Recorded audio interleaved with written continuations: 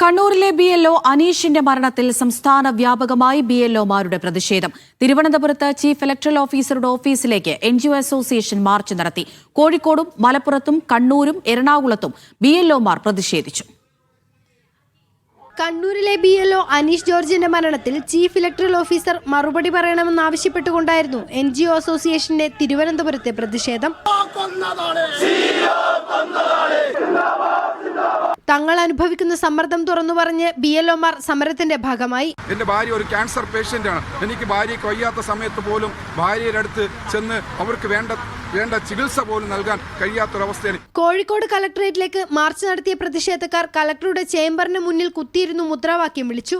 മലപ്പുറത്ത് ഇടതുപക്ഷ സർവീസ് സംഘടനയുടെ നേതൃത്വത്തിലാണ് പ്രതിഷേധം സംഘടിപ്പിച്ചത്. BLOമാരുടെ ജോലിഭാരം കുറയ്ക്കണമെന്ന മുദ്രാവാക്യം ഉയർത്തിയാണ് എറണാകുളത്ത് BLOമാർ പ്രതിഷേധിച്ചത്.